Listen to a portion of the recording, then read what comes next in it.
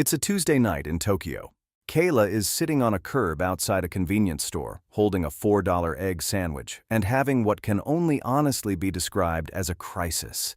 The phone that has not left her hand in 9 days, is in her pocket. Face down.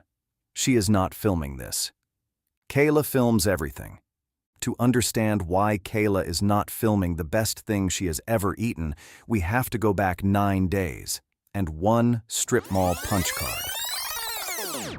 Meet Kayla. Kayla is 29 from Austin, and Kayla runs a food account, 40,000 followers. Whoa.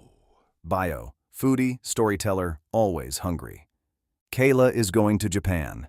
Japan does not know this yet. Chapter 1. I basically already know Japanese food. Kayla has prepared for this trip her whole life, or for about a month, but intensely. Her research was a 2-hour documentary about sushi, which she watched while doing her eyeliner, so she absorbed roughly 40 minutes of it, none of them in order.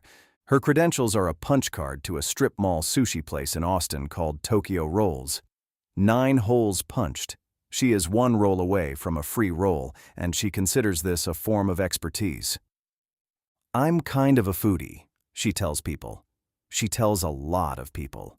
She tells the man at the passport office, who did not ask. What? She is going to eat her way through Tokyo, and she is going to film all of it. Chapter 2. She storyboarded Tokyo before she landed. On the flight over, Kayla does not sleep. Kayla makes a shot list. 14 shots, 2 matching outfits, a list of every dish she is going to discover, and a note to herself, underlined twice: film the bathrooms. Bathrooms, Kayla has learned, get her 11% more engagement. There is also one caption, already written, saved in her drafts, waiting for a photo worthy of it. The caption is very good. The caption is also finished, and she has not yet landed. Kayla has planned exactly how Japan is going to look. Japan has not seen the shot list. Chapter 3. First meal, 0 words. First night, first meal. Kayla walks into a little restaurant near her hotel, like she owns 3 of them. The menu is in Japanese, all of it. There are no pictures, there is no English, there is no tiny flag next to anything. The woman with a food account, 40,000 followers strong, cannot read a single word of it. So Kayla does the one thing she swore she'd never do. She goes back outside to the plastic food in the window, and she points. And, this part matters, she makes very sure the camera is off. Chapter 4. The soy sauce incident. Day 3. A proper sushi counter. The chef sets down 2 pieces of nigiri. Perfect, already seasoned, exactly as intended. Kayla lifts the phone. Okay, you guys, so the key to really good sushi. She fills the dish to the brim. She takes the nigiri, the fish the chef seasoned by hand, and she submerges it, fish down, completely, until the rice begins to dissolve. Behind the counter, the itamae says nothing. He has made sushi for 29 years. That is the exact age of Kayla. Only one of them has spent it well. So good, she tells 40,000 people. Chapter 5. Chasing the California Roll. There is one dish Kayla has been looking forward to more than any other. The California Roll, her signature order back at Tokyo Rolls.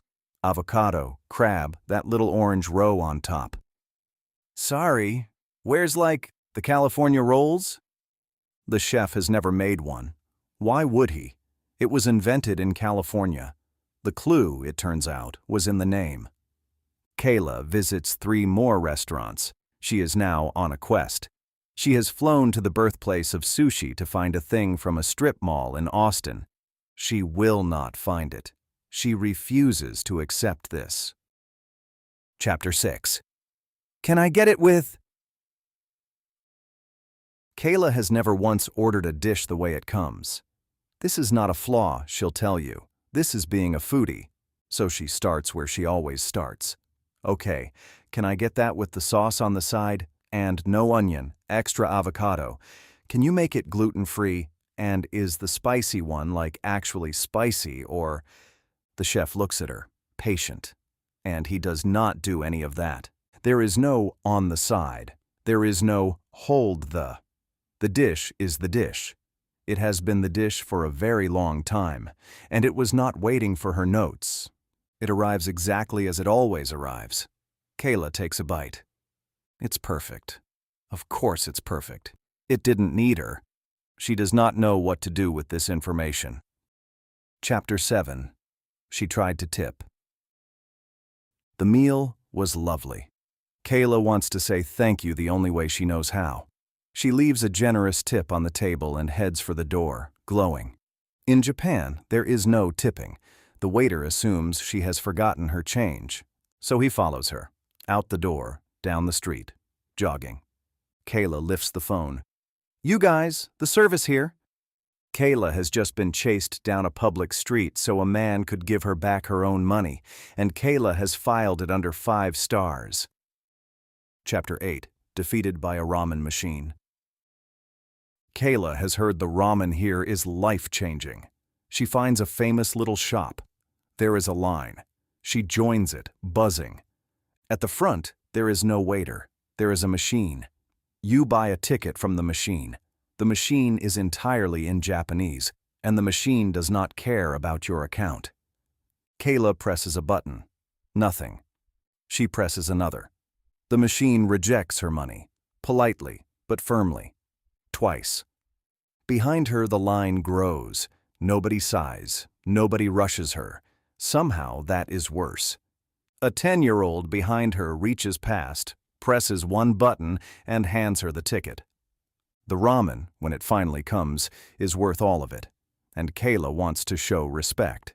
So she eats it the way she imagines a respectful person eats. Tiny bites, quiet, delicate, napkin at the ready.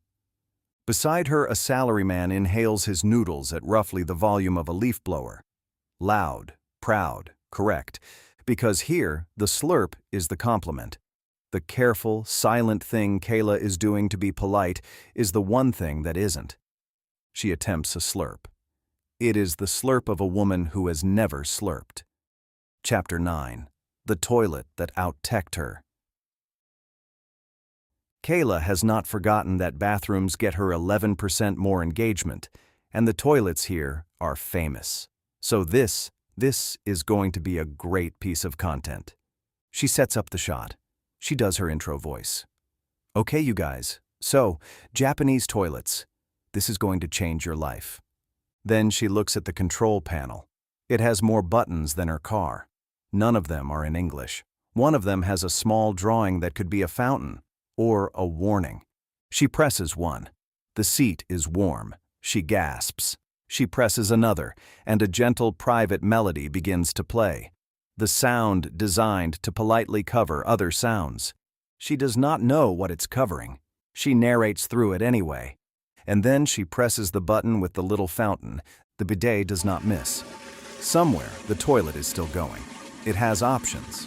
It is not finished. Kayla is filming the ceiling now. She has been comprehensively out-teched by a toilet, on camera.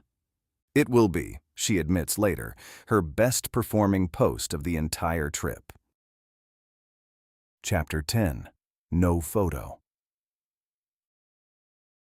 By now, the whole trip is one long piece of content. She films the food, the streets, the strangers, the toilet that nearly drowned her. She raises the phone in a small, hushed restaurant and begins to pan across the room. A staff member appears, calm, kind, completely immovable. No photo. Not angry. Not a scene. Just no. The most complete no Kayla has ever received.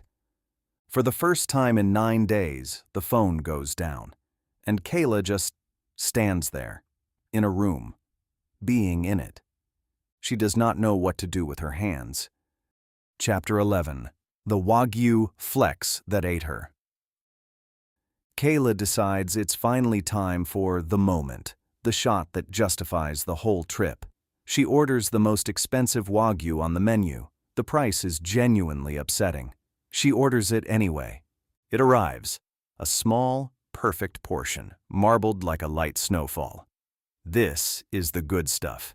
This is the stuff. The first bite is transcendent. She actually stops talking. For one bite. But Wagyu is not steak. Wagyu is pure, rich, melting fat, and it is deeply serious about it. 3 bites in, Kayla is full.